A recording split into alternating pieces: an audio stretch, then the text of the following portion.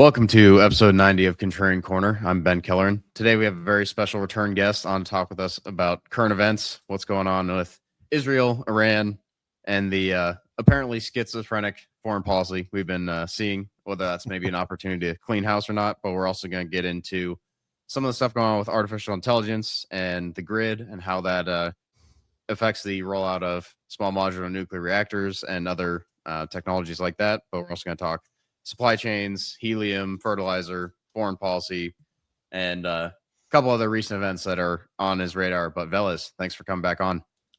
Ben, thanks for having me back. I know we've been trying for a while for me to return, and I'm thankful for the opportunity to be here and talk to your audience again. Yeah, no, I appreciate you making the return journey. I know you've been pretty stacked as far as your schedule, but I think with everything going on with Iran and Israel, I think that makes it kind of a logical place to start because that's top of mind for a lot of people. And we were shooting the breeze before we fired it up, and you were talking about how a lot of the events like this where you have major conflicts are a serious opportunity to clean house for a lot of these governments. And right, there's rumors about Netanyahu being dead along with other high-ranking cabinet members and stuff like that. So I think that's actually a good place to start before we maybe get into some of the nitty-gritty details of what you see going on as far as actual events on the ground. Sure. Let me let me roll into that particular topic, and then feel free to weigh in. So, as we've been covering on Rogue News, ESW Rogue News, both myself and my colleagues, and not to oversimplify, in most major governments around the world, pretty much uniformly, there's always factions. And, there's a joke in Washington, D.C. that popped up in the 1970s, I think, in either Dick Nixon's administration or Jimmy Carter's, where a famous political pundit said, if you want a friend in Washington, D.C., get a dog. That you simply can't trust people in your own party, much less the other party. It's a vicious, ruthless environment. And I've been on the ground personally for 10 years at least in Washington, D.C., both supporting Homeland Security when it was stood up, 2004, 2005 onward, and then being in Washington again, working with the Defense Department and the research and development community. So I've had the opportunity to see it at the agency level, at the military service level, at the elected official level. And not to be too disparaging about it, it's everything you've heard it is and a lot worse. But that's true of a lot of other countries. And these are very powerful factions in most of the major countries around the world who have very powerful people who put people into positions that put them on the news or are interviewed or in the public eye. And it's always that running joke about, as we often reference on our side of the house, about the London Corporation's influence worldwide, where one of the things that we've often pointed out is everyone who keeps looking at George Soros, he's just there to distract you. Yes, there are things that are connected to George Soros. There are things that are identified as his responsibility or he was involved in them. But in the final analysis, George Soros is just a hood ornament. He's out there to draw fire. The person who really runs George Soros is a man named Lord Malik Brown out of the British House of Lords and a key senior leading person in the London Corporation. So turning to the topic at hand, when it comes to the Iran-Israel-U.S. situation for the last 20 plus days or so. And of course, we can't really describe that particular topic without also blending in Saudi Arabia, because they're a very key part of this mix. Is Netanyahu alive or not alive, or per other rumors, is he seriously injured or hurt and either in hospitals in Germany or some Western country or being cared for in Israel? The first order of business is there's no real way to know. And certainly most key Iranian officials these days don't want to be interviewed either for fear of a drone strike. But the simple fact of the matter is we've been here before in 91. We've been here before in 2003. And during the missile exchanges between Israel and Iran a number of months ago, where Israeli officials were interviewed and seen and giving talks to the press and so on. Netanyahu is conspicuously absent. But here's the real takeaway. Many months before the Gaza military action began by the state of Israel, Netanyahu was under massive investigation by the Israeli government and by its legal arms, and very serious, charges were being brought against him. And then even the Israeli media pointed out, who have their different factions, obviously, as well. But the Israeli media even was the first to point out, boy, isn't it strange that now we've got this massive military action taking place in Gaza where we're on hold prosecuting Netanyahu to find out did he or didn't he do the things he's accused of. Because as a small country here in the region, we've got to deal with this matter in Gaza, which then grew into a series of missile and other forms of weapon exchanges between the state of Israel and Iran, and now has grown into the United States rolling in.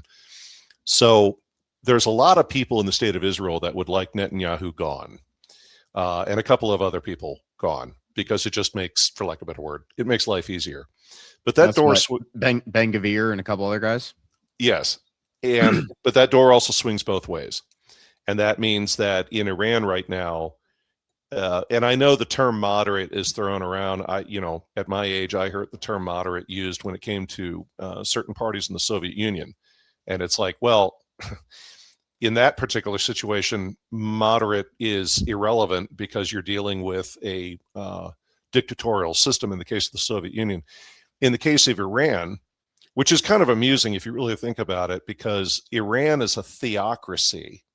It's a modern government and country based on a religious worldview.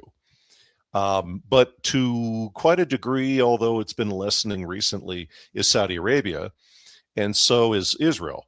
So it's just kind of amusing that of the four main combatants in this current series of friction-based military actions we've got going on, that three of the four are theocracies. And of course, I know there are certain people that would probably point to certain evangelical beliefs of the United States and say, well, it actually is probably closer to four. But this is, loosely said, this is an opportunity for, if people are willing to do it, and it's certainly happened before, this is an opportunity for certain parties in Iran or Israel to remove the more problematic elements in their government. Now, I know people would rightly say, well, but my God, Veles, that's a lot of real estate getting blown up in the process. And it's like, yes, but two factors with that. The first is, and not to be an armchair warrior here, there are a lot of military assets or civilian assets that one could argue should have been struck, or struck more thoroughly than they've been. Mm-hmm. Yes, military sites have been struck. We know that. But, and Ben, you raised it on one of our programs on Rogue about the desalination plants.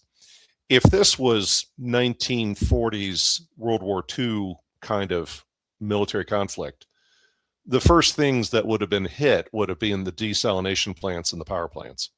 And that's not really what was struck. In fact, there are certain voices in the foreign affairs community who are of the belief that the United States, at least, is pulling its punches with Iran, because one could argue that we're trying to avoid damaging Iran's infrastructure as badly as happened to Iraq, because that's what one of the things that led to conflict and just sectarian violence across Iraq for years was the whole country's infrastructure was utterly smashed.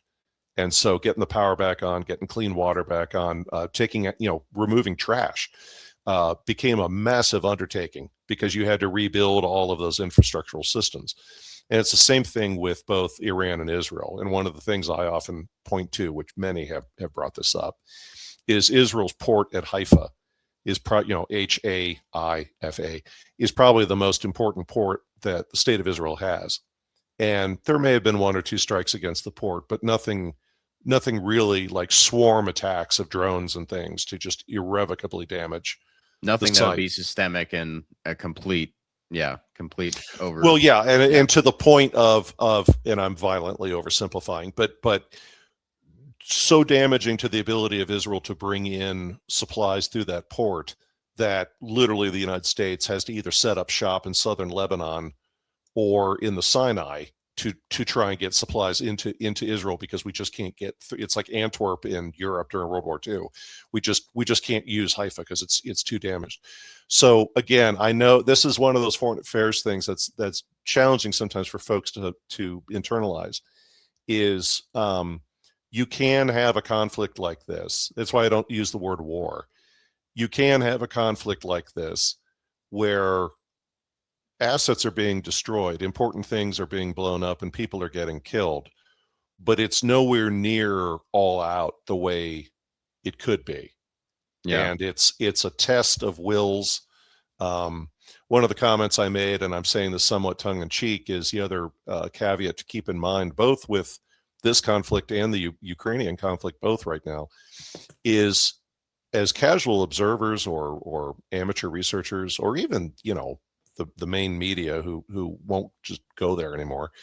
We're all kind of blind right now. There really is a, what do you call it?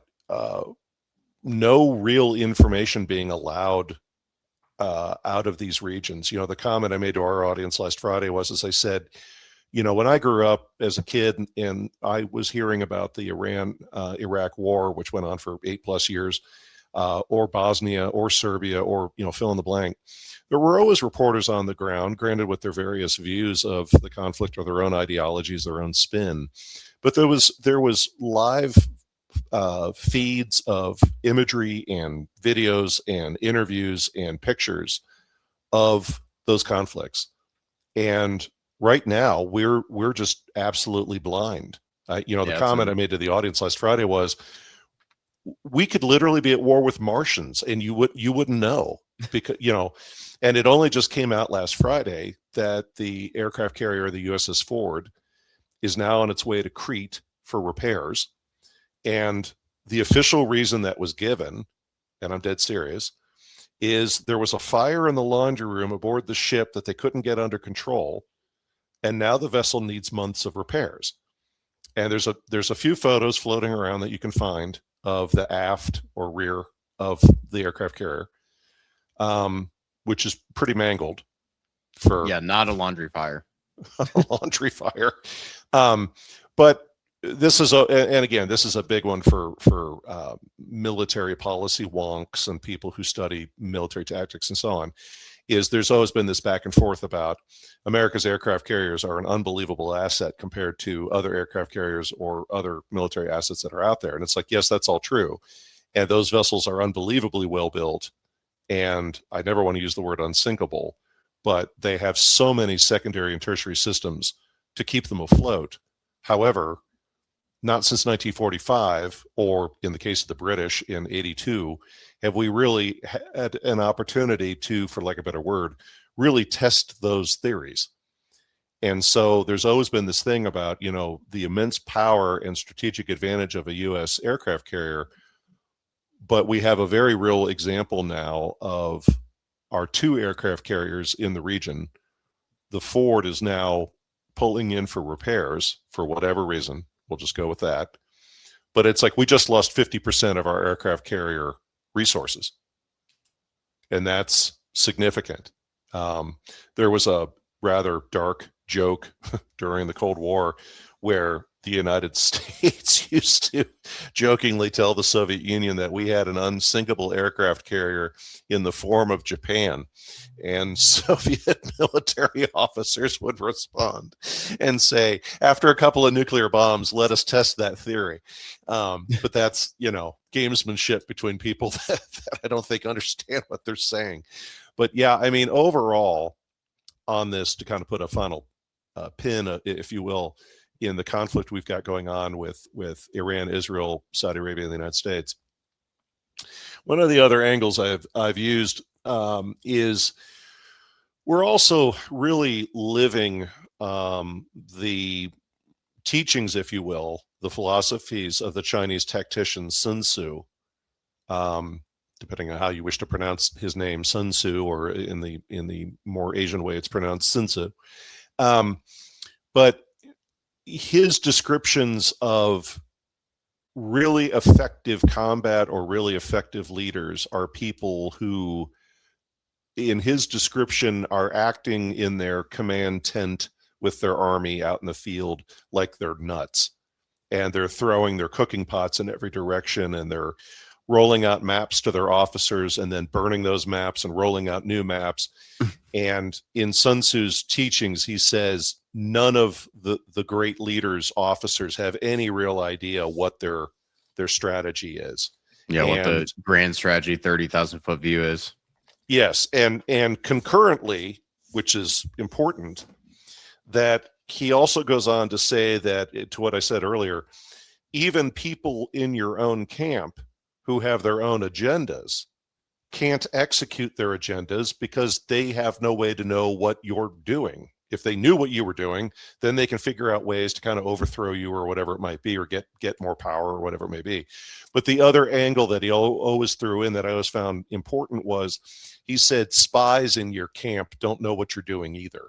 They have nothing to tell the enemy because nobody can make heads or tails out of what you're doing. And that Sun Tzu goes on to say that only the morning of the military engagement is anybody really aware of what you're doing. And by then, for the enemy, it's too late.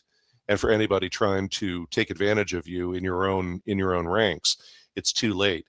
And that right now is a lot, in my opinion, of what we're seeing in this conflict, because even really good alternative analysts, who I won't name by name, but people that I listen to, because in the words of one of my colleagues at Rogue News, we're reading other people's mail. Even really, really good alternative analysts right now are struggling. Well, the United States is doing this. Well, Israel's trying to do this. Well, the United States is doing whatever Israel tells them to do. And it's like, right, but if that was the case, then explain X. You know, a couple of months ago, maybe, when it was just Israel and Iran throwing missiles at each other. But one of the things I delved into last Friday is if you really look at who's getting hurt right now, like on the ground, and this is March 7th, which obviously was quite some time ago. But as of March 7th, at that time, at least known and available information, Iran had fired 100 pieces of ordnance. And when I say ordnance, I mean either a missile or a UAV at Israel. But Iran had fired 850 pieces of military ordnance at the Emirates, or the GCC, the Gulf Cooperation Council. And that's very telling. Which is also why, not to be sarcastic, but this is quite true. If you were working for Halliburton right now, or Bechtel up in Northern California, the big engineering and design company, or a couple of other firms I could think of, my gut take on it is the sales reps from those firms have not had any sleep in 2 weeks, because there is so much rebuilding that's going to have to take place from the Emirates, plural, to Saudi Arabia, and I mean, Israel's still digging out of buildings and things that were destroyed during the last exchange they had with Iran. So there's a lot of contract work, a lot of, and these, not to be indelicate, these are oil states, these are oil countries.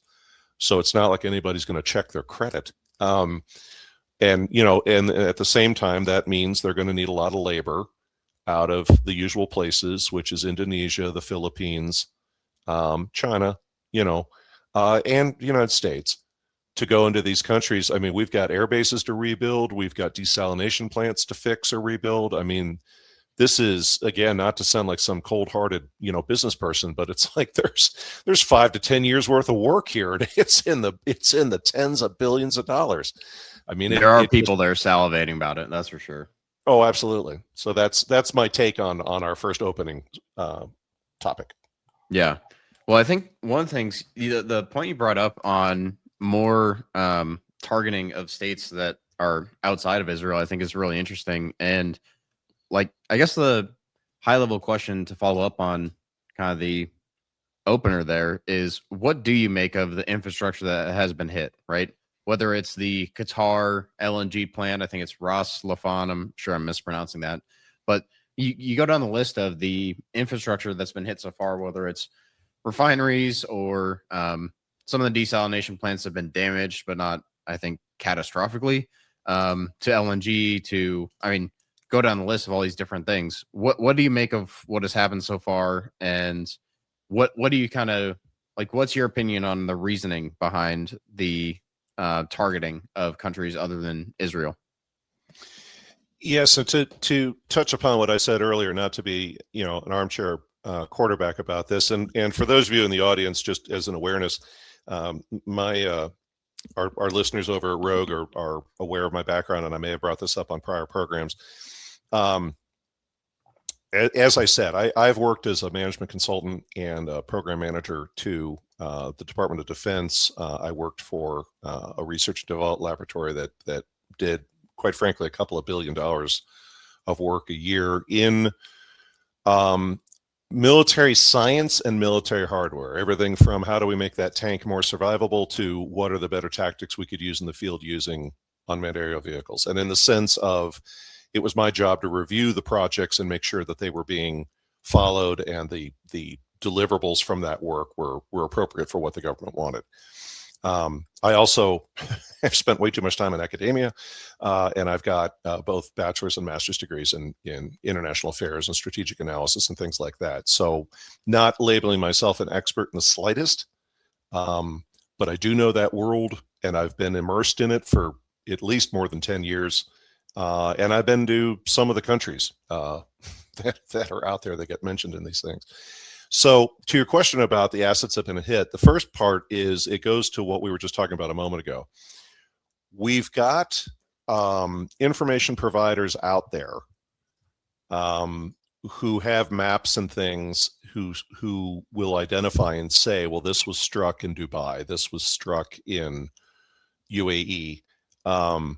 And for instance, the YouTube website and commentator who has his website called S2 Underground, he does a very military-like, what they call bluff, bottom line up front assessment every day of what's going on. And he has these maps that are very detailed and show little strike points and similar, kind of like Ukraine. The challenge, though, is to what I said earlier, we don't have photos. We don't have film. We've got people telling us everything from international aviation radar sites and others who say, well, we know a drone was launched from Iran and it struck this location. Okay, but we don't know that it hit the target. We don't know how much damage it did to the target. And certainly we have nothing but silence from everyone. We don't know, unless you're in the military and looking at satellite telemetry in real time, we don't know how bad Iran's been hit. And we don't know how bad some of the Gulf countries have been hit. But again, and I know this is hard for, because I've had, purely civilian folks who I know socially or I meet at business meetings and things, who are very confused in the international environment about, well, then why, if you're trying to win a war, why aren't you winning? This goes all the way back to Vietnam. If you're, which again is armchair quarterbacking, why are you doing it the way you're doing it? And it's like, there's reasons. I don't know. I mean, I can get into the depth of why, but it's like, there's reasons why punches are being pulled. So I'll go there. Has anyone, to my knowledge, gone out of their way to take out hospitals? No. Do we have some power plants being hit? Yes, but we're not quite sure to what degree that's impacted the power grid versus, say, Cuba right now, who's just in the dark. And that's just, they ran out of fuel. Have military sites been struck? Most certainly. But anyone who's studied ordnance or knows that world, you can drop a hole into a runway and patch those up pretty quick. Now, are there forms of munitions you can use, like cluster bombs and other things, for those of you who may be unfamiliar, there's an initial detonation and it blows a hole in the runway, but it drops little bomblets all around the area that don't go off, and that's by design. And it's so when you start bringing in backhoes and other repair equipment to fill in the hole and fix the runway, those little bombs explode and either take out that piece of equipment or it blows a track off of the land mover, and now you got to go fix that thing. So it takes more time to send mine removal, ordnance removal people out there to go make sure they picked up all the bombs and things.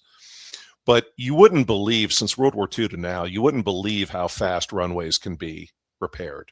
And it's one of the reasons why, really, when it comes to technology taking out things like runways, no one's really spent a lot of money on that kind of ordnance since really the 80s, early 90s, because everybody knows there's ways to deal with that. So what do? Well, you take out radar installations.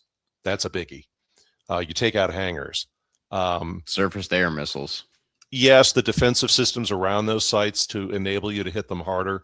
And not to be indelicate, one that Japan learned the hard way during World War II, which was tactically they struck everything at Pearl Harbor they were supposed to, but out of concern that their fleet was at risk from American aircraft carriers who they didn't know where those vessels were, Japan packed up and got out of there quickly. But they were supposed to launch a third strike, which would have taken out the screw machine shops, the repair facilities, and then the big one, the fuel storage depots in Hawaii, which it was only after the war the Japanese military planners, if they were even still alive, were made aware that if, as weird as this sounds, if Japan had, during Pearl Harbor, had struck our fuel supplies first, even if they hadn't sunk all the ships, it wouldn't have mattered. Because that was the entire supply of the United States fuel reserves for the entire Pacific. It would have taken us at least 2 years to rebuild all that infrastructure, even if we just 24 hours a day were running things full bore, which probably would have enabled Japan to achieve more of its goals. Would they have won the war? That's debatable. I'll leave that to historians. So it's kind of the same thing here. And that's why this thing about Karg Island, that is a key Iranian asset, because it's located in a spot where tankers can come directly up to that area and fuel up rather than the more shallow water. And I'll go there. One of the biggest problems with the Straits of Hormuz, other than the Straits of Hormuz itself, is during the Iran-Iraq conflict in the 80s, a whole bunch of vessels were sunk. So the challenge with those waterways is you've got you'll hear, various pundits say, well, just tell the captains to turn off their location transmitters and just go full bore, full throttle and sail through there. And it's like, well, yeah, they can still see you. Yeah, it's not like you're not going to notice a great big ship going by, but Yeah. it's like, the other angle is they need those GPS locators. They need those systems that kind of bounce signals off of things on both sides of the waterway, because there's no other way to say it. There's so many vessels that have sunk in that region. You might go full bore through there and be almost, out safe into the open waters.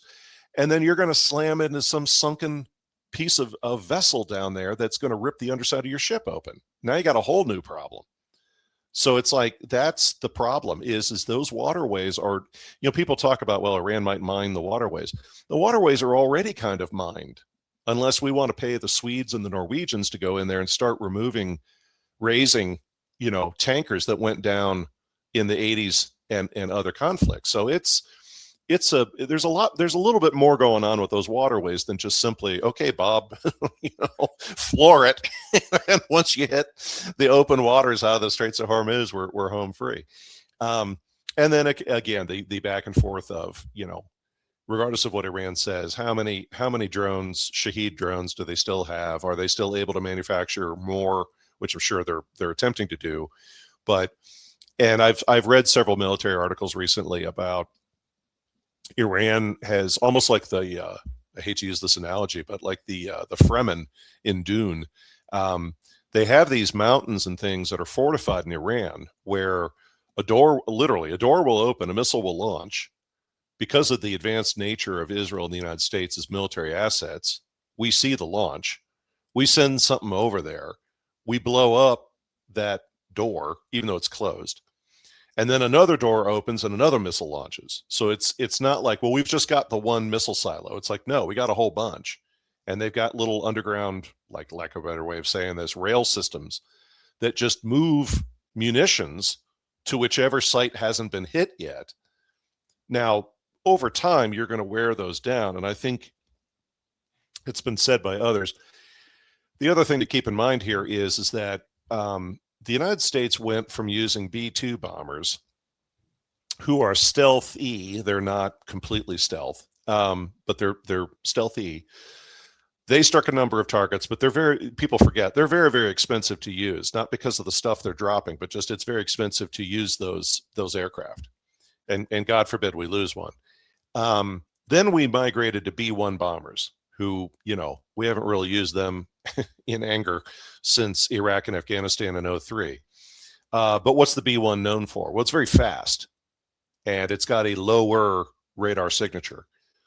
Now we've moved over to the old workhorse, which is a B-52, which not only you not going to see it loitering up there in the sky, but it's got a radar signature the size of a stadium. I mean, it's just, you're not going to miss it. So the only logical reason why the United States would be using those types of assets is because we are of the belief, or we have confirmed, that most of the anti-aircraft assets that Iran had have been neutralized, or are, like Iraq, are wary to turn on their radars and things because they know something's going to come zipping over the hill in a minute and take them out. Now, what we've also seen, though, is that anything at low altitude, and this is where some of our aircraft or Israel's aircraft have been struck, or in the case of Kuwait, some of Kuwait's pilots got a little trigger happy and shot down U.S. planes. Whoops. I was just so excited to be in the air with actual missiles on my wings. I didn't mean to shoot you down, Bob. But so at lower altitudes, there certainly is a higher threat than at high altitude. But at the same time, are we doing what we did in Vietnam or Afghanistan and just lining up a bunch of B-52s and just absolutely remaking the real estate in a certain part of Iran? No. Could we? Yes. Do we know how to do that? Yes. Are we? No. There has to be a reason, which is either we don't want to blow up too much of their infrastructure, and this is just a test of wills, because if indeed some of the statements being said in the media are correct, it's regional control rather than, for many years, even during what they called the tanker war during the 1980s between Iraq and Iran. Was anybody really concerned that Iraq was going to sink Iranian tankers? Well, they were. But if Iraq was going to do that in those years, it would have been closer to Iran's, tanker facilities. The Straits of Hormuz is pretty much Iran's. And that's the issue, is there's pressure being applied here to say, when the smoke clears, you're not running the Straits of Hormuz anymore. It's going to be regionally managed by the GCC. And of course, who's the 2-ton gorilla behind the Gulf Cooperation Council? Well, it's Saudi Arabia. That's in my mind, that's what this boils down to, is they want to move Iran out of the Straits of Hormuz and let the Saudis through quote unquote proxies in the form of the Emirates. But again, where are more of the U.S. military assets? And listening to your original question, where are those located? Well, they're in the Emirates more than they're in Saudi Arabia, because we already had some problems, in 91 and even in 03. Now, little known fact, but it's known in certain circles. This is no joke. Are there Israeli pilots in Saudi Arabia flying missions from Saudi Arabia? Yes, have been for more than a decade. Does the Saudi government talk about that? Absolutely not, because they don't want their citizens getting upset that the state of Israel has military personnel on Saudi soil flying missions. And are some of those are many of those planes painted with Saudi markings? Yes. The same way that in the conflict in Libya a number of years ago, Europe ran out of spare parts. They just couldn't keep flying sorties. And so the United States had to step in, but to not make it look like it was a purely U.S. military action, the United States painted a number of different planes with like Italian markings or similar, just so it kind of looked like Europe was still involved. So it's a poorly kept secret in the Middle East that Israel's had assets operating in Saudi Arabia, but the Saudi government has to be very sensitive to that, especially with U.S. troops and the social reaction it created for them, especially after the 91 campaign against Iraq, even though everybody in Saudi Arabia was like, well, we need help to hold back Saddam Hussein's massive military machine. But it's like the minute that war was over, it's like, okay, get the Westerners out of here. This is our holy land, and we don't want them here. So where are a lot of U.S. assets? Well, it's in the Emirates. And that goes Yeah. for hardware, that goes for monitoring systems, that goes for command and control sites. And, to quote General Patton, who one of my colleagues at Rogue has a love-hate relationship with Patton, but especially in the movie with George C. Scott, the famous scene where he says, there's nothing that explains mankind's inability to understand modern warfare more than fixed fortifications or a fixed military location. That basically mobility, just everything has to be mobile. And so Iran knows exactly, or loosely, where most of Western assets were in the Emirates. And likewise, through satellite and similar, we know where all their stuff is too. So it was like anything that was in a fixed location has, if it mattered, it's been hit. Has it been destroyed? Well, who knows?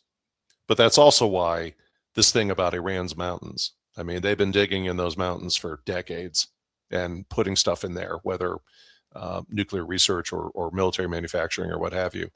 And getting into those, I mean, can we use fuel air explosive type ordnance that go, like we did in Tora Bora and similar, where you fly the missile in through the door and then it detonates on the inside with a fuel air explosion, which is basically the same concussive effect as a kiloton range nuclear weapon. Yeah, we could, but there's going to be blast doors and other stuff in there. I mean, this is where certain military people are of the opinion it's hard to pick what the objectives are, because if you're looking at this purely from a military standpoint, you're going to have to send troops in. And sending, for me, sitting in this chair, sending troops into Iran, it's like, well, and I use the word win loosely, would the United States win such a conflict? Well, if that's our intention, yes. But it's like whether you love the jungles of Southeast Asia or the mountains of Iran. I mean, this goes back to ancient Persia. I mean, those mountains in Iran are just fortresses, and they know that real estate really well. But is this really more of a battle of, we really want your leadership to change, and you're not going to do it unless we start taking your toys away? So we'll just have to see. Yeah, so I guess the follow-up question is, do you think we see boots on the ground, whether it's Karg Island or somewhere else? And as far as the Strait of Hormuz, like, do you think there's a possibility that that's closed for like weeks, months? What's your kind of guess on that, and where maybe that leads us to as far as the next topic, as far as supply chains? Yeah, I'll try to keep this as high level as I can.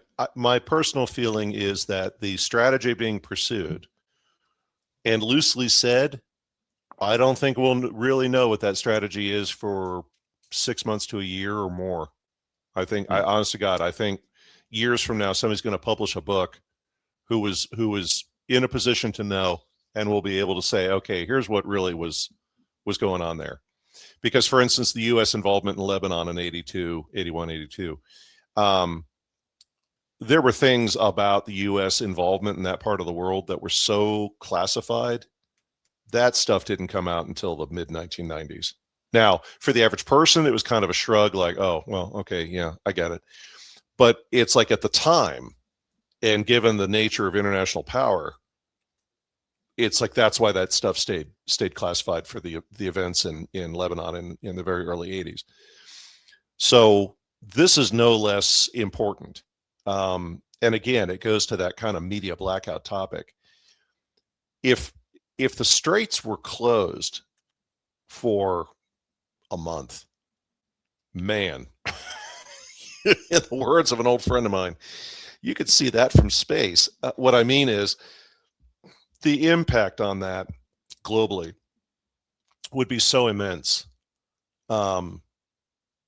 Even if countries deeply felt Iran is getting hosed over by whomever, the world community would just scream bloody murder that this has got to get fixed right now. And, whether it's Sweden, Norway, the United States, whomever, get your butts in there and go get whatever the heck sank in the straits, dredged up, and get it out of there so we can get the ships to resume. it's why I keep saying I think the goals and objectives here, some people have said, well, Iran's only objective is to hold out as long as they can outweight the United States. Quote, they win, which is a very kind of North Vietnam kind of strategy. The other thing that's been lost in translation here is we're at about day 2021, and we have to remember that at 30 days, and we, the United States, play fast and loose with this anyway, but at 30 days, Congress has to get involved. I mean, they have to get involved because if they don't get involved, they look like a paper tiger, which they are anyway, but they can't let the public know that they're a paper tiger. So they may have to have some hearings or whatever and just yell a lot on the news and make it look like we're really upset. We want this conflict to end. But at 30 days, basically in the next 9 to 10 days, legally, whether that happens or not, who knows, legally, there's certain gears that have to start turning in the United States, and we'll see what happens there. To me, and I know it's an unpopular view in certain circles, I still see this as unless there's additional data, additional analysis that says differently and logically makes sense, I still see this whole thing as a move to weaken the London Corporation. France and Germany's banks, along with the Bank of England, have been backing the regime in Iran since 79. And, the Iranian people have been living under one of two Western imposed governments, if you will, since 1958. For those of you who are familiar, it's the famous 1958. Mossadegh is running Iran's government, or is elected. He wants to nationalize their oil industry because Britain is just absolutely pillaging the country, and the people are not really receiving much of that oil wealth. And so Britain and the United States worked together. We overthrew Mossadegh as the leader of Iran, and we put in Shah Reza Pahlavi of the Peacock throne, bringing back the old ancient kind of emperor angle in Persia. But the Pahlavis and the Shah's government up until 1979 were heavily influenced by Israel and the United States. And, obviously a lot of Iran's military equipment, it all dates from the 1970s because we sold it to them. Somebody recently published an article that said there's not a single F-14 left in Iran's inventory, which means there are no F-14s left anywhere in the world other than the ones we have sitting out at the boneyard in New Mexico and Arizona. But the Shah coming into, the Shah coming into power in 79. I mean, he was flown on an airline or an aircraft out of Paris straight to Tehran to whip up and foment the overthrow of, Khomeini. I'm terribly sorry. Khomeini was brought out of Paris to overthrow the government of Iran in 79. And we have another imposed theocratic government in Iran from 1979 to now. But who really was backing that government? It was heavily the Germans.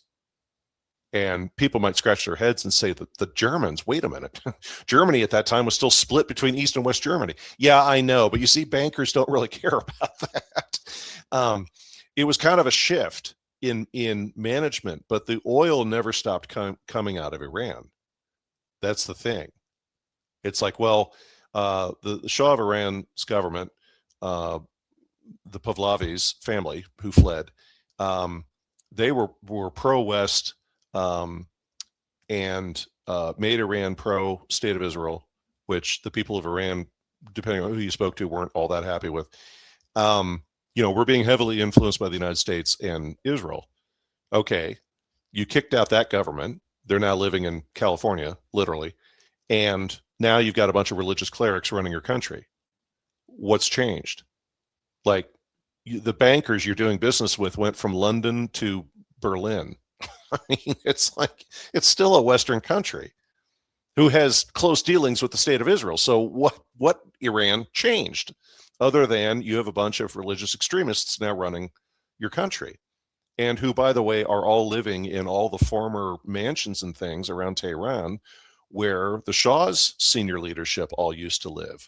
You know, to quote the band The Who about the many revolutions and overthrows in South America in the 1970s and 80s, old boss, same, or new boss, same as the old boss.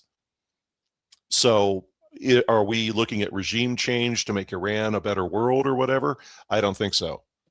But I do think this is to break certain controls of fuel and energy. Because one of the things, Ben, you and I spoke about before we hopped on this program is I would direct all of you listening to today's program to two things. The first is the 2026 National Defense Strategy document, which is basically what is the national defense goals of the United States, who, by the way, a quarter or a fifth of that document is all about the southern border and narcotics trafficking and similar.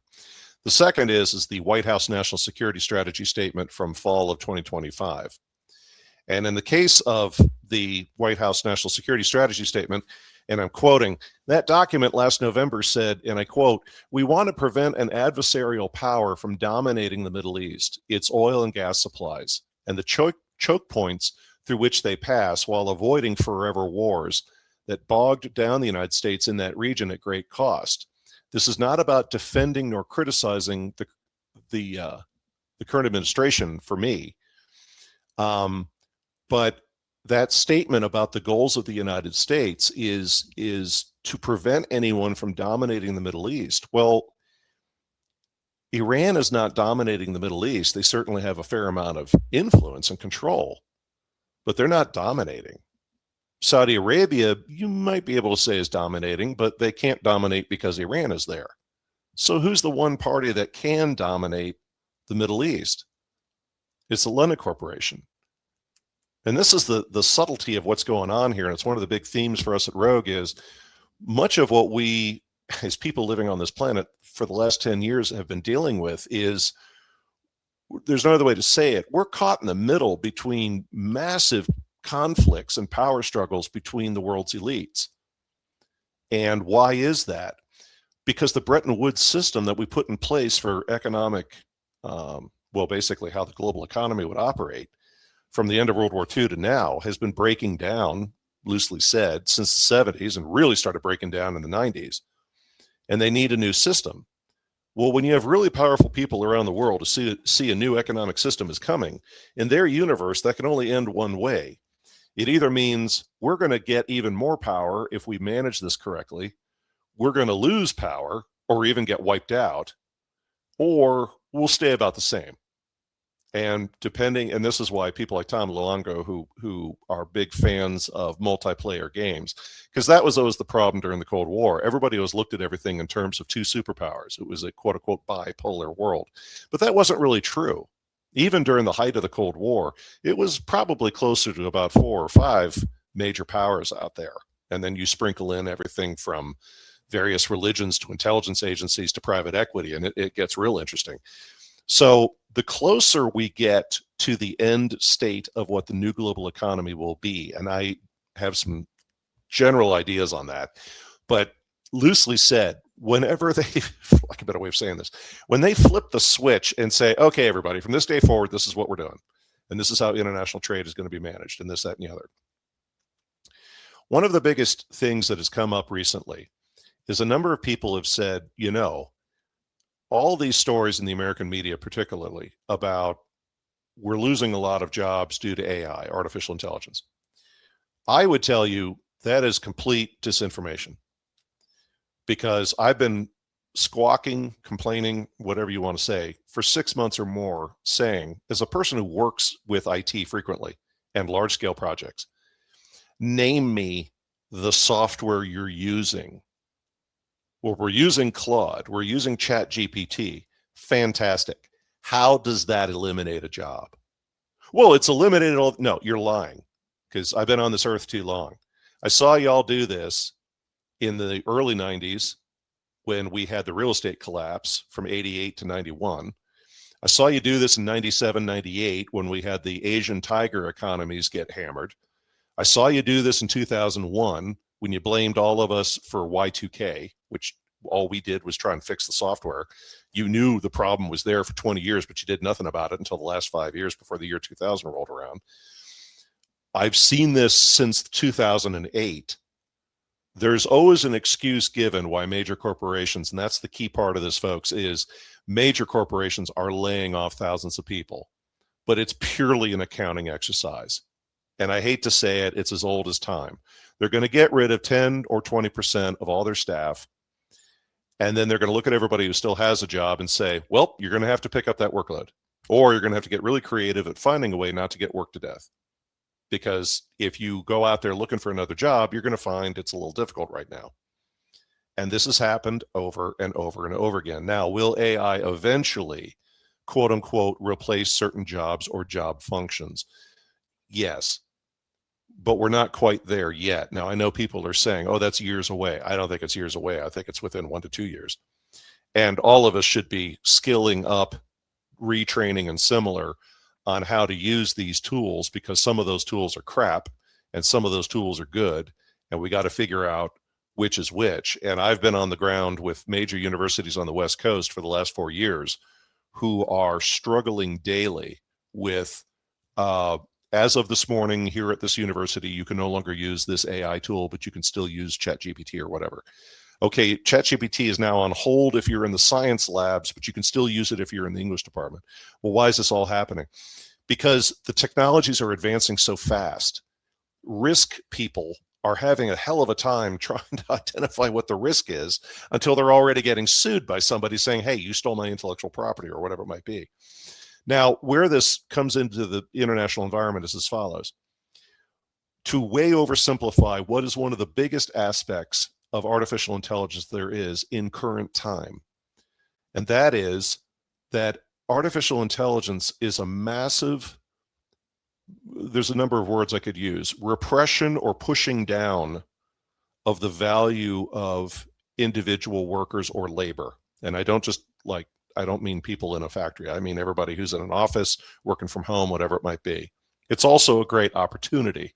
We're just still trying to figure out what those opportunities are.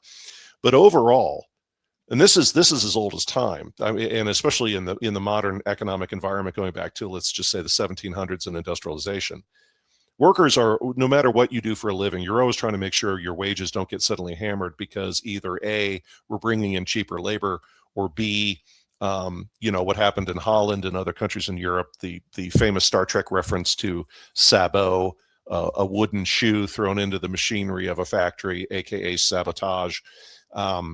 Because nobody wanted industrialization because it wiped out craftspeople and others who had guilds and stuff trying to protect the value of their work.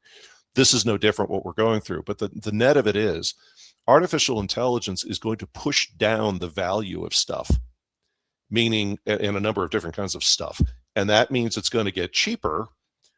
But the problem is, how do people still make enough money to purchase those goods and services? And this is where you have a certain bent in the international environment who says, well, don't worry, we'll just give you a fixed amount of money, something to live on. And it's like, you can take that socialism and shove it. But the $64,000 item here, to quote the old game show, is with artificial intelligence exponentially reducing the value of things. What's the one thing it can't reduce the value of? Physical assets. And this is one of the true reasons why, and it's a massive oversimplification, but it's one of the true reasons why many banks around the world, central banks, have been acquiring gold, and they've been acquiring platinum to try and bolster the values of their currencies. Now, there's a lot more with that topic than the way I'm portraying it, but it is part of the reason. It's also why mines and mining, and say it with me, the movement of cargo internationally is going to become even more important, because those are assets that AI cannot, it would never can reduce the value of trees or coal or anything else. But the other thing in that National Defense Strategy document that the DoD released and the White House National Security Strategy Statement is the United States has stated, and stay with me on this, this is supremely critical. The United States has stated that we are very quickly going to no longer need fuel out of the Middle East. Now, that's immense. I mean, this is, I've had people work with me who wrote papers in grad school and stuff about what would happen if you introduced a synthetic fuel into the world economy. And I would always jokingly tell them, well, before or after the UAV blows up your house, because it's like, do you have any idea how tenuous the world is if you start fiddling with the value of petroleum? Because it runs, the petrodollar, it runs everything.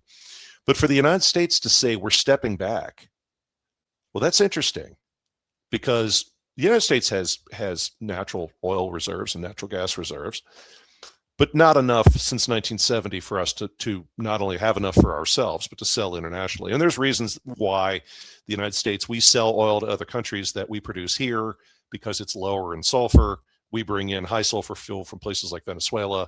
There's a whole economic model behind why that all happens. But the net of it is, for the United States to state that very shortly we will have very little need for oil coming out of the Middle East, that's immense. And that either means we're getting it from the oil sands in Western Canada, and we've certainly seen what's been happening up there. I mean, we've got Canadian provinces that quite literally are about to go free agency, as in they're leaving the Canadian Union, which is a massive, expletive-laden statement to London and the London Corporation, much less the Crown. Alberta and Saskatchewan are going to be territories, I think, of the U.S. here in the next decade. Yeah, and that goes to something I was articulating with our audience last week, which is this helps explain, folks, like, look, have there been tensions in Canada a long time? Yes. In fact, I was directly working with people in Quebec, or Quebec as they call it up there, in the late 90s, when the Quebecois party in Quebec was saying, hey, we're going to pull out of the Canadian Union. There was a move in the late 1980s, early 1990s by Canada's westernmost provinces where they secretly came to the United States government and said, okay, that thing with Puerto Rico is kind of attractive. Do you have to be in the middle of the Atlantic for that to work? Or how can we become protectorates of the United States? If not possibly, being a state might be a little too much for our people, but a lot closer with you Americans. And you know what? We'll switch all the highway signs from kilometers to miles. What would that look like? And in the 11th hour, around 91 or so, 92, Quebec was satisfied, if you will. But the paperwork was already kind of written up, and people in government circles and powerful circles knew Western Canada is not really aligned with Ottawa, mentally, psychologically, or economically. They're just more conservative economically and socially than Eastern Canada. That just is. Of course, Quebec is now mumbling that they want to leave again. If the two Western Canadian provinces leave, Quebec is now saying, well, mon ami, I think we may leave too, which then begs the question, I'm not trying to laugh at this, but it's like, which means how much of Canada's left? Like, we've just got this little rump north of Detroit. The bureaucracy and the real estate, that's what's left. Yeah, that's about it. But Toronto, yeah. For the supplies of U.S. oil, and the oil sands are not a pretty way to get fuel, but have we, one of the things in the news, and this is, the kind of stuff you do, Ben, that's really cool, and the stuff that we do, which is what's the lesser known news stories out there folks aren't paying attention to? Well, we've had discussions for quite some time about we're opening up more of land in Canada, or sorry, in Alaska, to pull oil. Okay, well, that goes into the bucket of what the United States needs. The oil sands in Canada, it's a bit of an environmental nightmare, but it does produce oil. And also, if Western Canada is producing oil and they're more closely aligned to the United States, Dr. Evil, what are the odds they're going to be selling that to China as much as they were? And then, of course, sources like Mexico. Well, but Veles, Mexico and the United States have had a troubled relationship. Yeah, and we're going to keep on having a troubled relationship. But when it comes to money, it's amazing how fast troubled relationships get fixed real quick. And Pemex, Mexico's state oil company, there are two countries in the world, folks, that have the worst managed oil infrastructure in the world.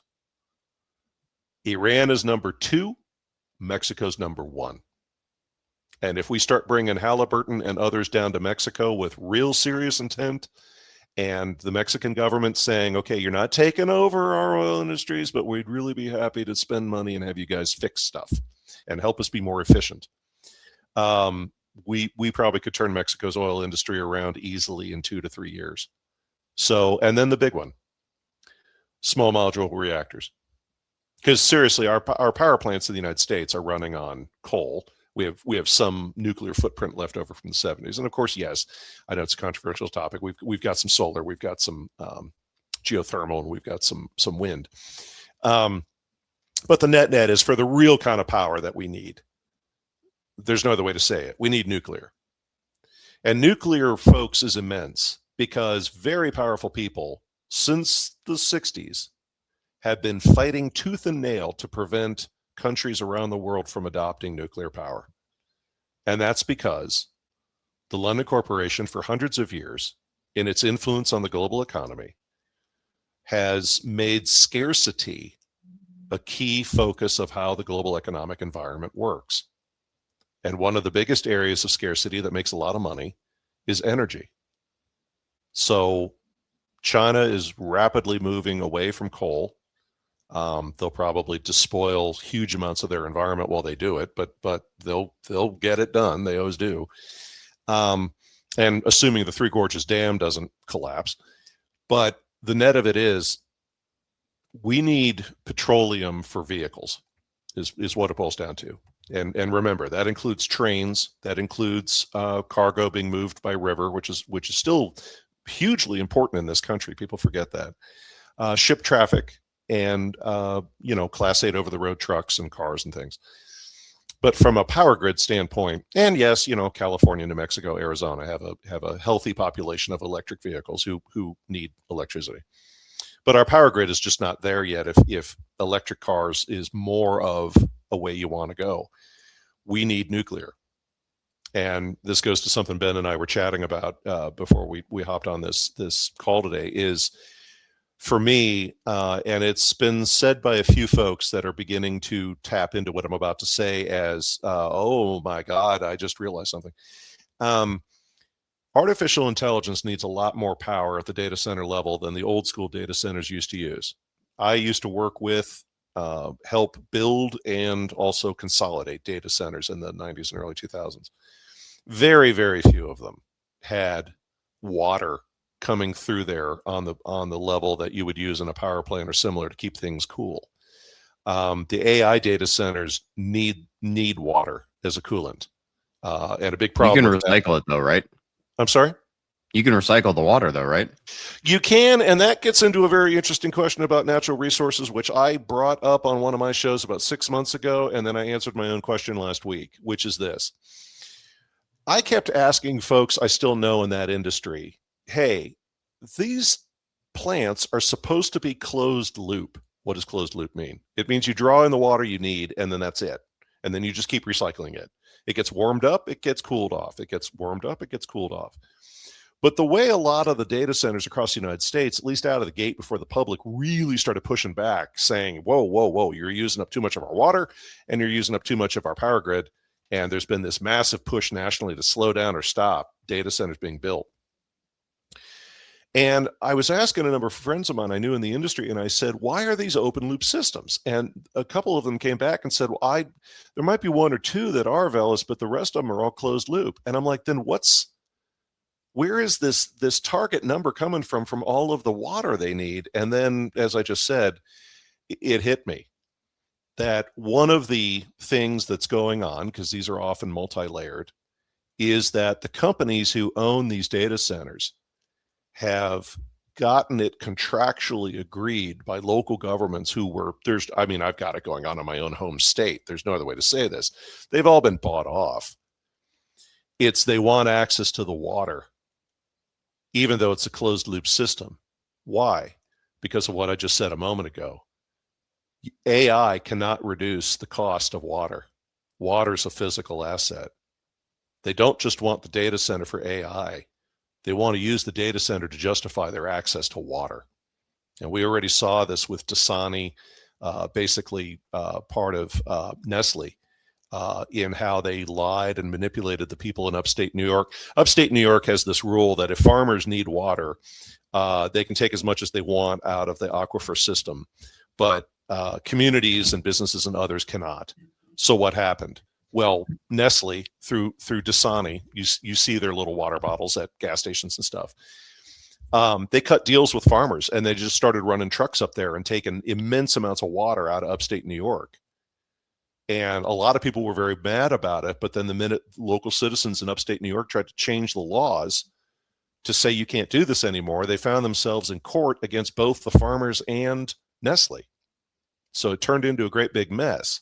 But in the final analysis, Nestle still has access to that water. Well, in my mind, and I may be wrong, every one of these newly built, keyword, massive data centers that are supporting AI are a scheme, if you will. It's not that, oh, they're doing it solely for the water. No, they want the data center. But if they can get something else out of that data center, they'll be real happy to do that. And that, to me, is part of this, is that one of the hidden aspects of these data center builds is they've got these unlimited contracts to get access to water. And that's why Ohio, Indiana, Michigan, Western Pennsylvania, and Kentucky, not so much Kentucky, but a little bit of Northern Kentucky, are key to what I'm talking about, because due to glaciation, 10,000 years ago, those states all have huge underground aquifers filled with water that naturally fill as the water, drains through the soil and so on. And so those are massive freshwater sources in the United States that these data centers can tap. But where I was going with this is AI and power grids running on nuclear or small modular reactors are tied at the hip. You can't have one without the other anymore. The AI large data centers or AI systems need way more power than they used to, than the data centers used to, because of the raw data needs of AI. And quite frankly, as the AI tools do improve, and we get closer to more of a real honest, I mean, we've got some interesting stuff out there. We've got some very exciting stuff out there, but there's still a ways to go yet. But when we really start getting matrix-like level AI tools, they're going to need even more power than they need today. And the only way paradox. Yeah, and the only way we can possibly provide that juice is nuclear. So I don't just mean, AI needs nuclear because they need the power. Those nuclear systems, there's articles and things I've been reading that have clearly demonstrated that the designs of their reactors and their operational management is not going to be really effective and possible unless you've got AI systems who know how to run them.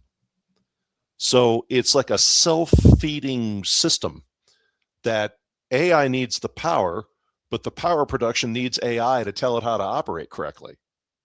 And we will, and once those systems start coming online, I have no doubt we will continue to tweak how those plants operate based on the amount of draw, everything from natural disasters or weather that may cause a power plant to have to shut down.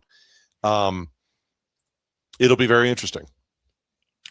Yeah, I guess the follow-up question there is, you talked about a new economic system and got into different pieces of what that might look like. But I think that would be a good thing to hit on, is like you kind of talked about a little bit about the world versus language learning models kind of designed for AI.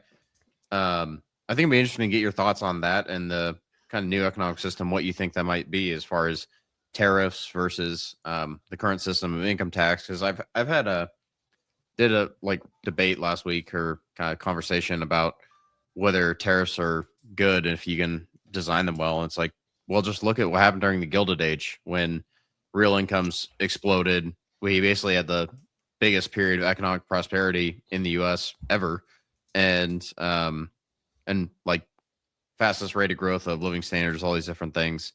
And they basically did it in a time with no income taxes, high tariffs, and you saw like the build out of railroads and the steel industry and all these different industries. And I think if we do it right, that's the system that we might go to. But you're going to need to get rid of income taxes, corporate income taxes, inheritance taxes, all this other shit, because right? If you just stack tariffs on top of the current system, then it's just basically going to make things worse.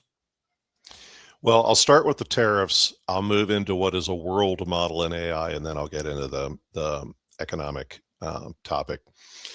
I think with the tariffs, and this is, I don't want to say provable, but this is strongly backed by a number of things. Everything we're seeing relative to tariff activity, in my opinion, is part of a move.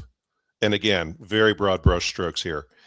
The United States is carving out a chunk of the planet, loosely said, for itself, and is like looking at everybody around the world going, you do what you got to do, and most of you already know what that is, but as far as the United States is concerned, this is what we're doing. And loosely said, it's Greenland down to Tierra del Fuego at the tip of South America.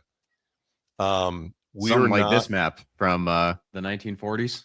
Yeah, that, again, very loosely said. 1945 to this minute, folks, the United States has been patrolling the world's oceans. And again, regardless of what you see, you hear, well, the United States and China might go at it at any moment. Well, it reminds me of the old Soviet Union joke where a student asks his professor, isn't it true we can destroy the West 4 times over? And the professor says, yes, but then how would we eat? Because it's like the Soviet Union couldn't, which is absurd that the Soviet Union couldn't grow enough food. They certainly did under Imperial Russia, and they're doing so again. But the Soviet Union couldn't make enough food for itself. They'd starve.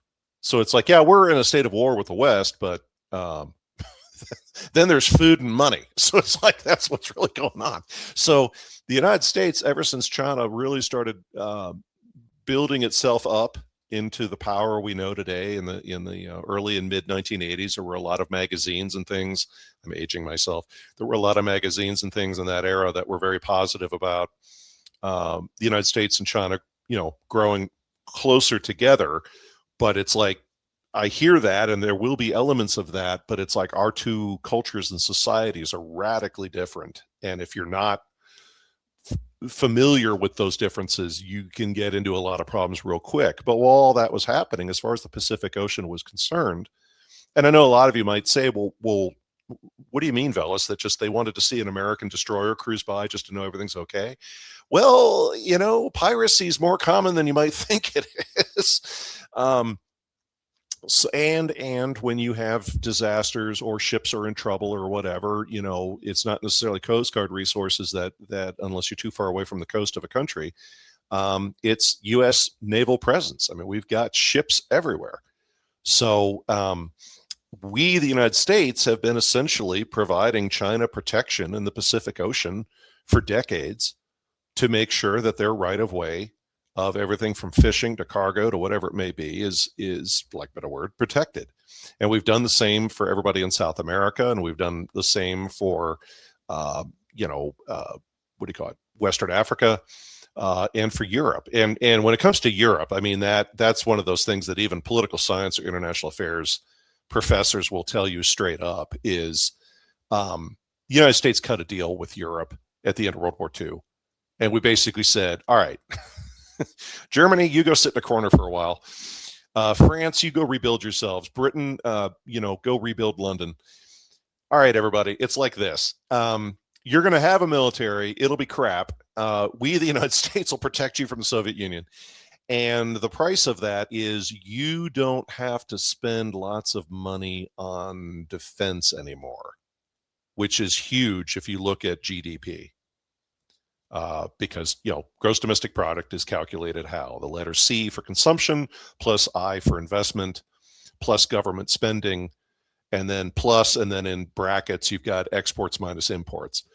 Well, if European governments can reduce the amount of G they're spending and turn that more into investment, I mean, look at what happened, and it's again, a very broad brushstroke. But you look at the end of the Cold War around 1994, 1995. I mean, it ended, loosely said, August 19th, 1991, when the Soviet Union collapsed that following December, and Yeltsin climbed on a tank. But in 95, Bill Clinton, as president, said, we're cutting back on military spending, which I can assure you that did not go over well in D.C. Mm-hmm. But the United States, of a fashion, did cut back on military spending.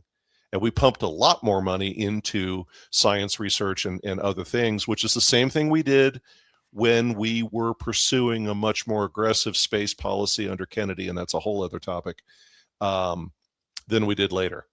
And the U.S. economy took off. Now, there were many, many factors behind why it took off. But one of them was the United States cut back on military spending until, Europe started bleeding again. And it's like, all right, go fire up the shipbuilding plants. We're going to need to build vessels again.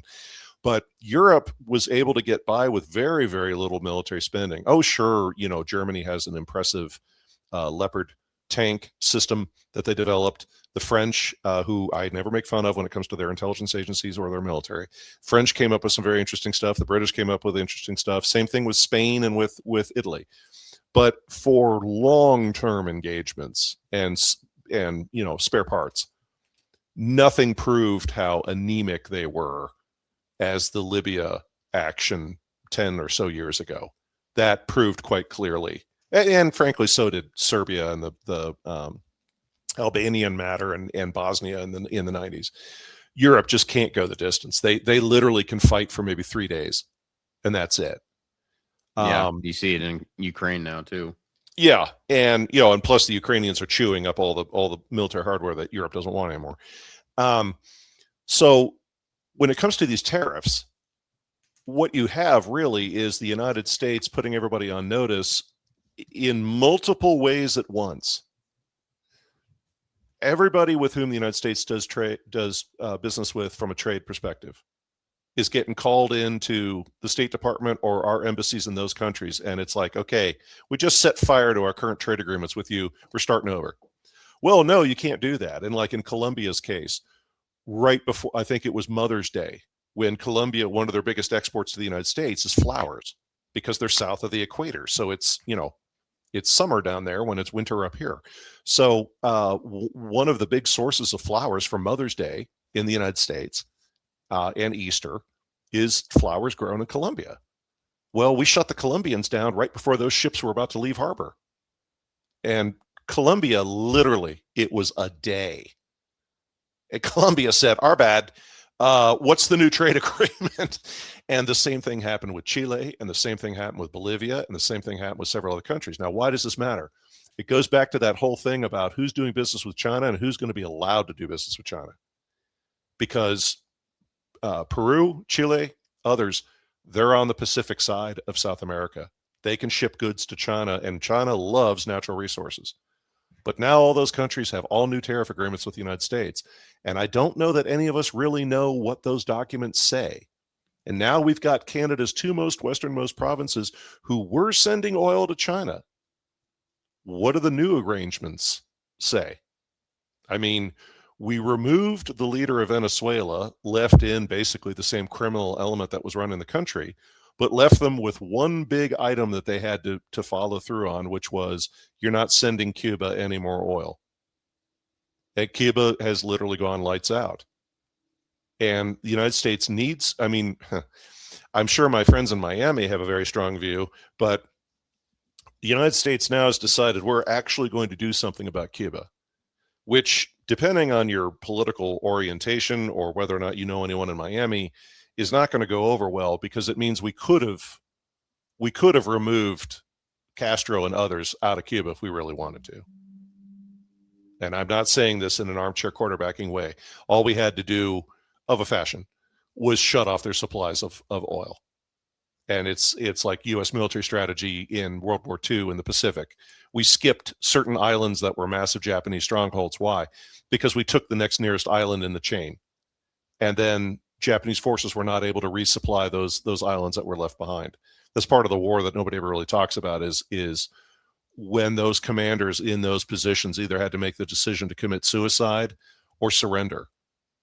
But it was one or the other. So why are we taking Cuba back? For the same reason the dust up over Greenland occurred. Because, and again, I'm painting a broad brushstroke here, because Greenland and Cuba are really large lighthouses in the Atlantic Ocean. You can't move anything in the Caribbean without Cuba seeing it, and Cuba being along those waterways. Now, for years, the United States has had understandings with Cuba, regardless of what our politicians say to each other. We've even had some business dealings with each other. But now everything has changed. And how much has it changed? It's changed so much that one of the biggest emotional items for the current Cuban government has occurred. Not we're going to do business with the United States, not we're going to open up the island. But one of the first things they said as soon as the United States put this kind of pressure on them was, we're inviting everyone in Miami and all of their billions of dollars, and they do have that kind of money, folks, trust me. The Cuban American community in this country has had plans on the books, I am not kidding you, since the 1980s. They've got it down to the month of how they're going to rebuild Havana, how they're going to rebuild the other cities, how they're going to rebuild the infrastructure on the island. They've got the money to do it too. Now, will it make them virtual dictators over that island? Well, that's a whole other topic. But Cuba is going to be under new management. It may be the old management for a while, but I mean, the Cuban government has told the expatriate community in Miami, anything you buy, anything you invest in, you can keep. It's no longer a government asset the way it used to be.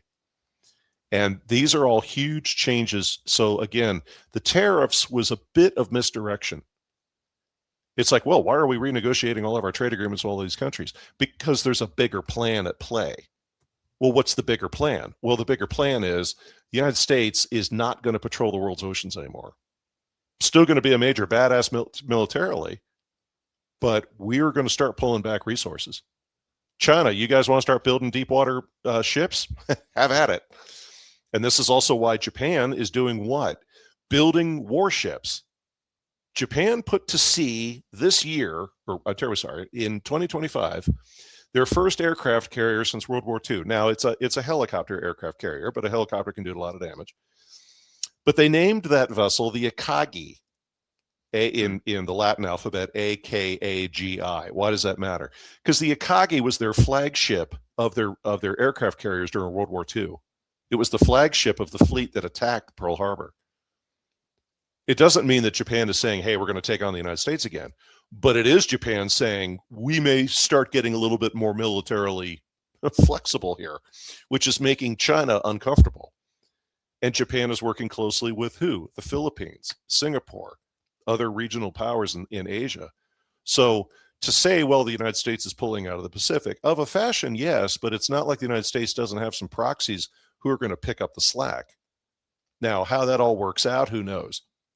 But in loosely said, this is kind of what's taking place, is before that new economic model hits, the United States is strengthening its control from, as I said, Greenland down to Tierra del Fuego and everything in between. And if I was a, let's say, nationalist-minded leader in Argentina or Brazil, I would not be too communicative about those ideas right now, because the United States is not going to tolerate that. But we're making some serious changes in very short order. But you can see how this was done. And this was laid out in a planned fashion. We didn't just remove the leadership of Venezuela and then say, oh, while we're at it, I think we'll do something about Cuba. No, that was always part of the plan. Now, what we don't know is what's the end state of the plan and what other steps are still yet to be carried out. But I would tell you that the conflict in Iran is part of this. And the United States, in official government documents, has already said, we are removing ourselves from the Middle East. And Europe is screaming with good reason, because it's like, well, we don't have the military assets to patrol those waters. And besides, you guys are good at that. You should do that. It's like, no, we're not doing it anymore. And ironically, Not Saudi for free, Arabia, at least. Yeah, not for free. And Saudi Arabia does not have a navy. Not yet, anyway.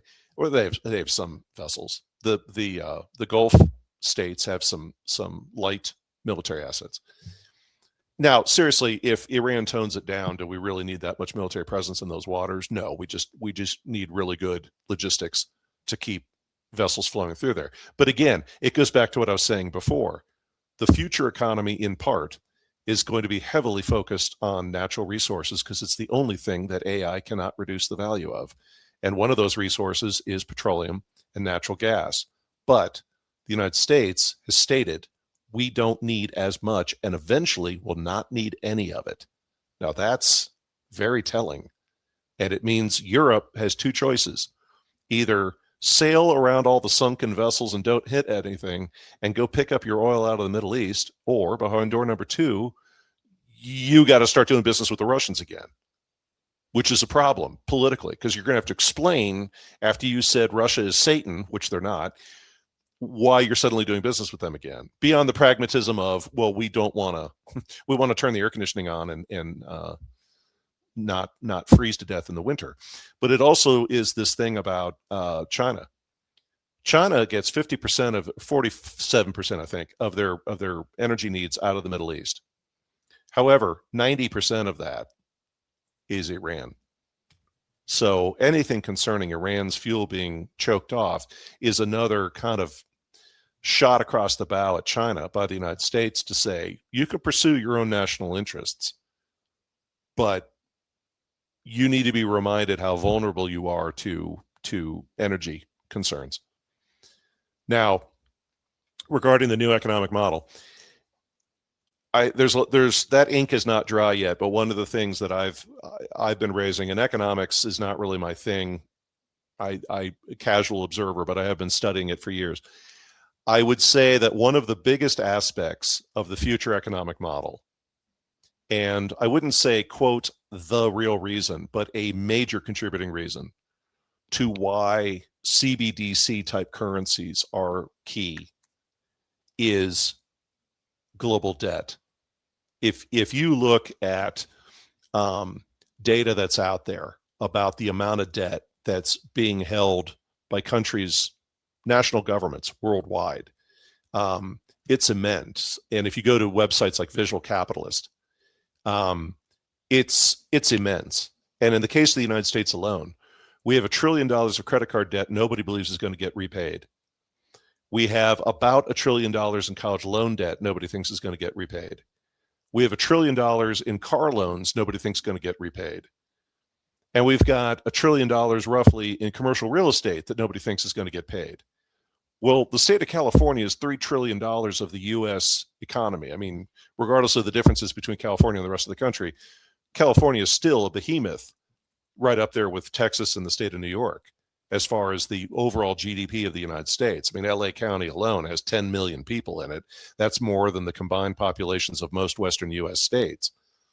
But we're carrying debt that won't get paid back as a country that's larger than California's annual GDP. I mean, you don't need to be a math whiz to see these numbers are unsustainable. And then my personal favorite, which I know you and others, Ben, have brought up, is servicing the debt of the United States as a country has exceeded $1 trillion a year now, and it's growing exponentially.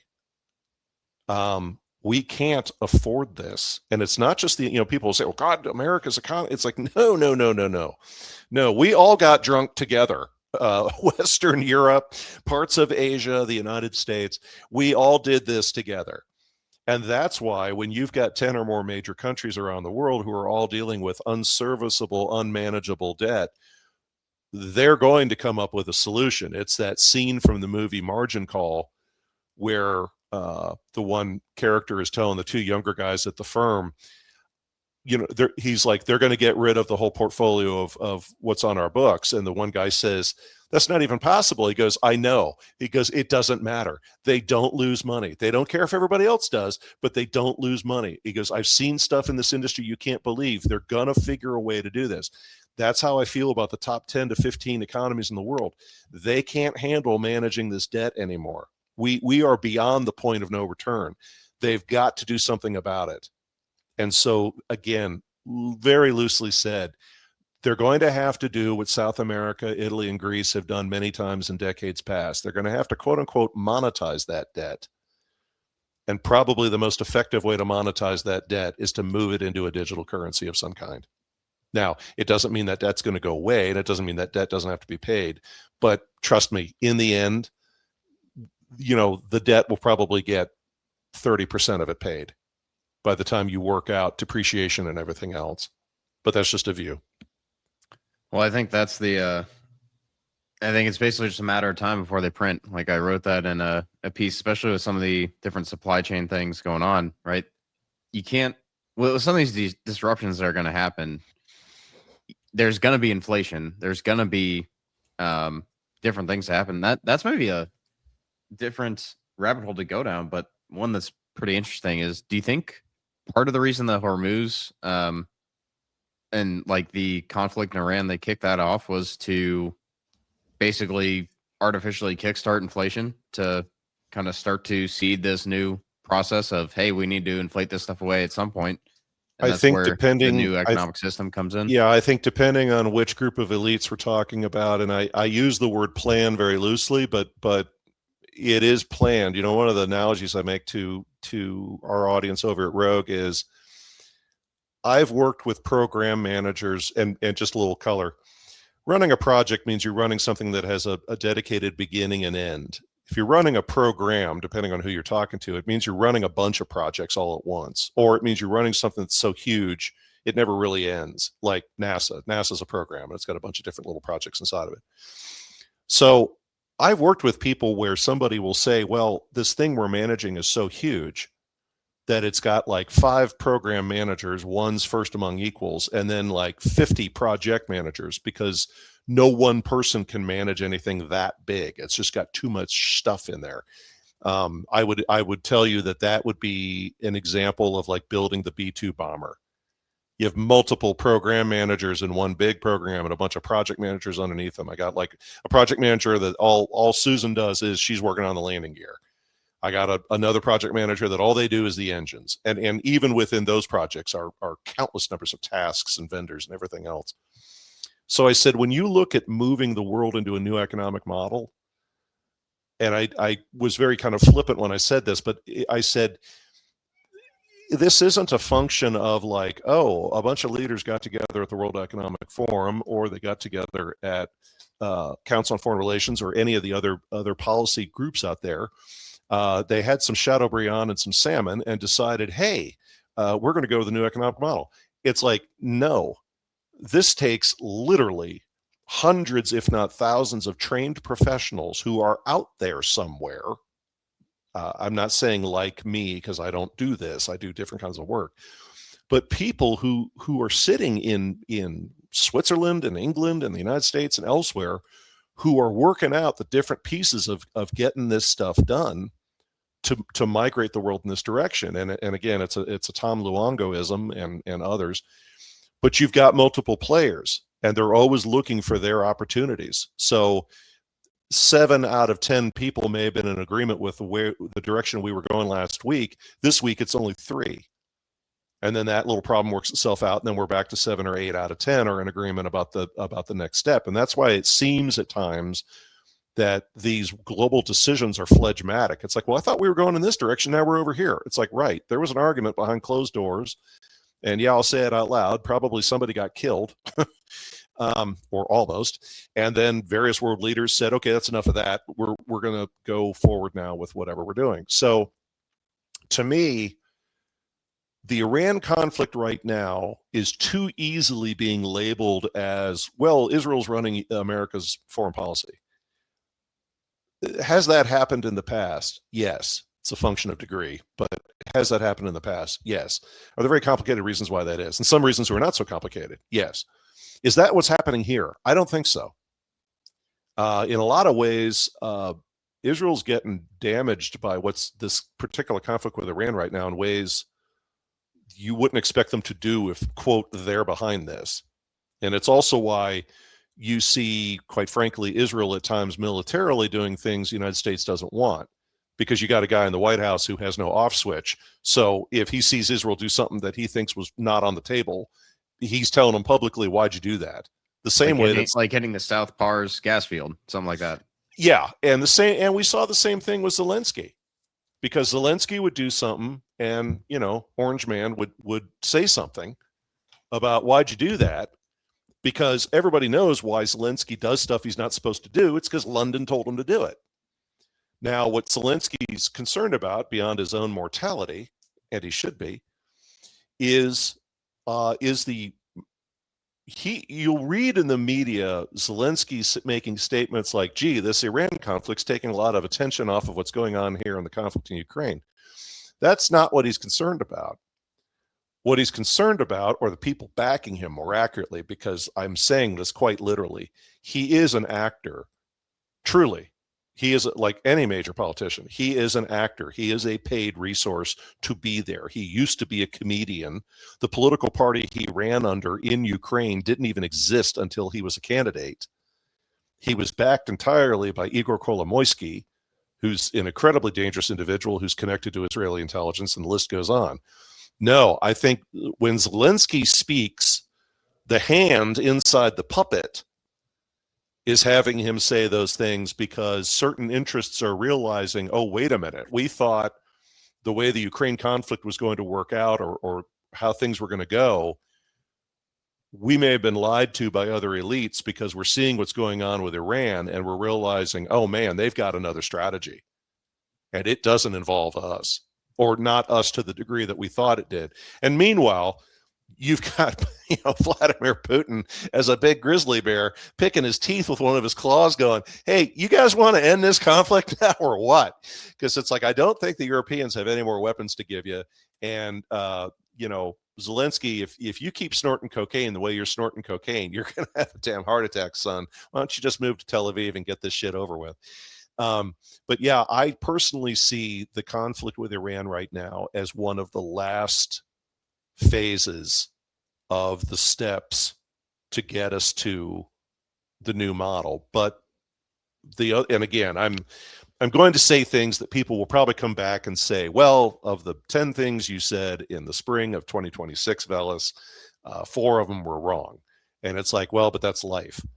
So I'm not saying it doesn't matter. I'm being flippant about it. Where I'm going with this is, in order to activate any new economic model in global history, we always have to have an unbelievably tumultuous event that kicks it off. And with Bretton Woods, it was World War II. And with some of the economic changes at the end of World War I, it was the Great Depression. And it's everything from the 30 Years' War to the 100 Years' War to a whole host of other conflicts and things that have occurred in human history. Before any new economic model gets kicked off, something pretty serious tends to happen. And we've been sleepwalking our way towards this new economic model for 30 years with change.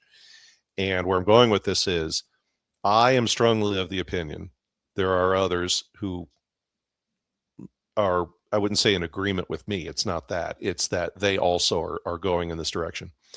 There are a number of, stay with me, astronomical and astrological reasons why the world's elites do what they do. An esoteric belief system that's hard at times for us to get our heads around. I know people say, well, they're following the Masonic order and the way it does things.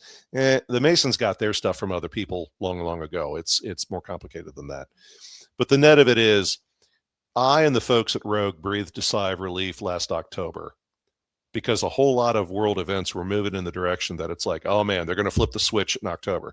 Then we got to the first week of November and it's like, woo, we just made it through October. Wow, crap. That means they're going to do it in October 2026. They have to, because they don't have any more runway left. And that's where I'm going with this is, something pretty serious, folks, is going to go down either just prior to or in the month of October 2026, if not, at least in the U.S. economy's case, a massive economic correction. Now, some of you might be saying, well, where are you coming up with that? Well, I hate to say this, but the world's elites are a funny bunch. They may be involved in worshiping Baal or God knows what else, but they do tend to like to time things. And often in U.S. history, whether 1907, whether the 1930s, whether 2008, and the list goes on, these types of economic corrections or major economic events in the U.S. economy tend to always occur in October. And they tend to occur in October when you have a Republican in the White House. Now, why that is, that's up to them. I'm just saying the math is there. They tend to do these things in the fall. So the events here in Iran, whatever they are, I mean, I know people are like, oh, this could go on for years. I don't know. We have enough ammunition for it to go on for years. But whatever it is, it sure as heck's got to be resolved by late August, September, because we got a whole other slew of things coming in the fall. And if fall comes and we are in December looking around going, I don't see anything, I don't hear anything, then, we'll have to reassess. But it's like right now, that's what it looks like. Yeah, it's I think a pretty interesting place to wrap up as far as what you're seeing in markets and precious metals. Do you think there's a good place to hide out for what you think is coming over the next, like, basically for the That's where rest I of have to 26? defer. That's where I got to defer to Algo and V, among others from our show. But I again, and it's a violent oversimplification. Physical assets, again, did very powerful, wealthy people start building data centers and say, hey, another thing we can get out of these data centers is we can get our hands on a lot of water, clean, non-salty water. Bill Gates and others have been buying up farmland. Some people thought that was a move to grow frankenfood or whatever. It may be far more simple than that. The other people who've been buying up a lot of land, and these are folks who know their way around real estate. For those of you who are familiar, the Cargill Corporation, the people who are the world's #1 supplier for not just cooking oil, but food products. If you've ever been through the American Midwest or even some of the Western states, you'll see a lot of grain elevators and similar that have Cargill written on the side of them, or train cars moving through the Midwest with food products. The Cargill family aren't just billionaires. They are apex elites. They're, I think, third generation or more now billionaires here in the United States. There's more than 100 members of the Cargill family. One of the key women in the Cargill family recently bought up huge chunks of land. I think it was in Minnesota. I may be wrong on that. And a lot of people asked, well, what are you doing with this? Or maybe it was Colorado. But anyway, she very unusual for someone of her stature to even find herself thrust into the public light. But a lot of people were confronting her, saying, are you building a data center? Is this why you want this? And she's like, it's none of your damn business. I'm buying the land to buy the land. But another thing, some friends of mine and I, we go hunting and fishing and things. And we were out in South Dakota, up near Pierre, about, I guess 5 years ago now, as well as several other Western states, and at ranches and things. And, we were talking to bartenders at these little kind of resort ranches and things, or other people we bumped into. And there was a very uniform story, whether it was South Dakota, Wyoming, Idaho, Utah, the list goes on, where it's like, well, what's the deal? Who owns this property and this, that, and the other? And it was always the same story. In the case of one kind of resort, literally a bunch of dentists from Texas and a buddy of theirs from grad school who was in Colorado bought up a big chunk of real estate up in Pierre, South Dakota. There's millionaires and billionaires who go up there and spend, in fact, right now in coming into April, the snow finally starts melting up there. They have these multi-million-dollar trailers that get set up outside these ranches with like literally a damn satellite dish on the top of the damn thing. And they just live up there, hang out with other, for the yacht crowd. This is like a land yacht. I mean, they're just all up there. But that land and those setups and stuff, because they want privacy, they want to be able to hang out with other, very wealthy, not just like, I've got some money. No, I mean like real major money, all hanging out up there. But the takeaway is all that land started getting bought up decades ago, which, indicates somewhere somebody knew where things were headed.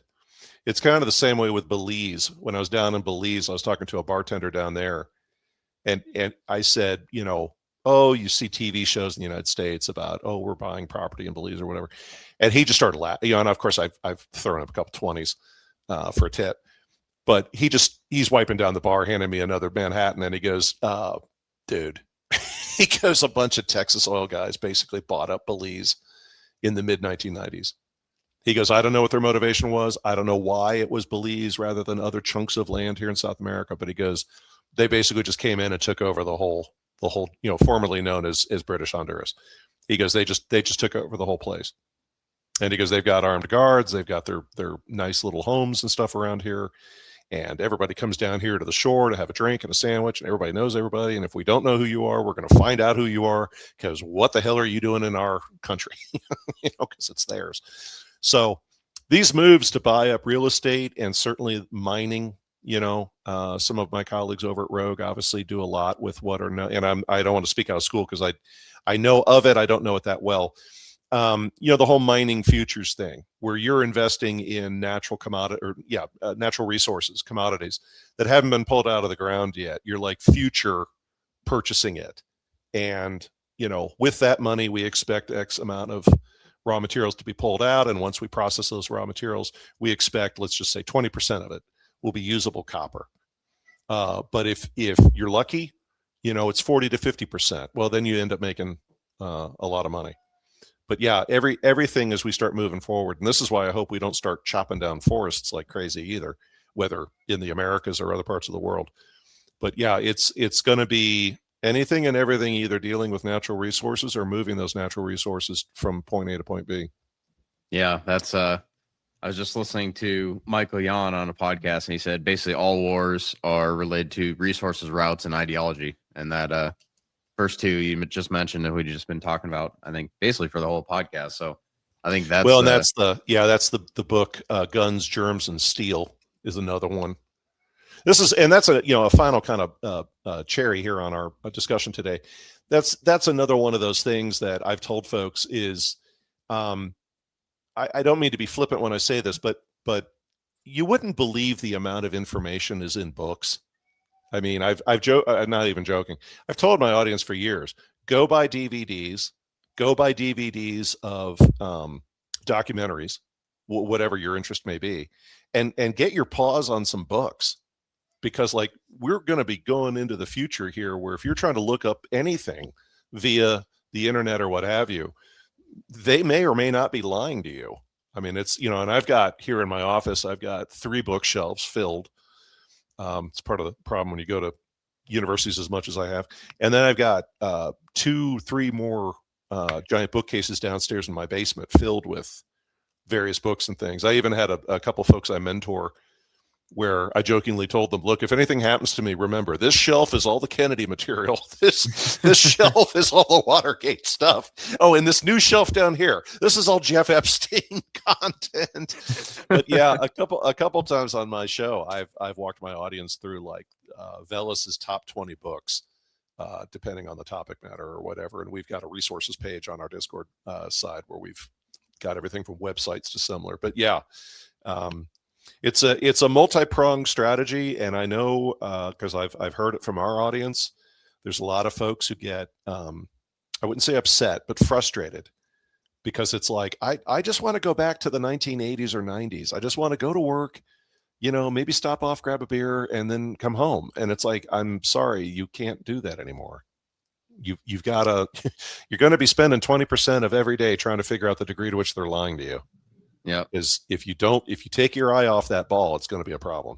But yeah, no, it's definitely living interesting times. I think the next 10 years are going to determine a lot of how the next several hundred years, I think, play out, to be perfectly honest. So if people you may have to cut this program into 2 different programs. Part 1, part 2. I might do that. But I do appreciate you taking as much time. I just couldn't help but ask question after question. We obviously ran a little bit longer than usual, but I do have to ask, if my listeners are looking to find your work, where should they look for you?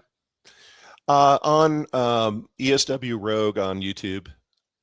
And we do have a website, but we're trying to get that straightened out. And I operate under the pseudonym Veles, Veles. Yeah. And my programs are usually, like you, we record them and then they're posted like a day later. So often my content appears on like Saturday morning. Yeah, no, it's definitely must watch every week. And I think people will get a lot out of this, but I do have to throw in my traditional closing question, which is, what book should I add to my reading list? Well, I'll give you 2, and they're right here on my desk. Mark Carlotto is a really great guy. He's a guy who actually did work with the National Geospatial industry.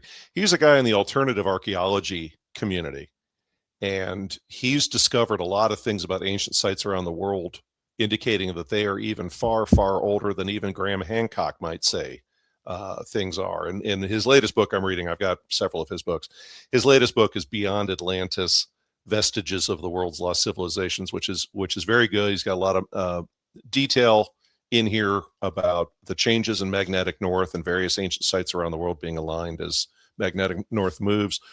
Then more contemporary content, and I know there are a ton of books on this topic, but several parties came to me and said, no, this one's actually one you should read.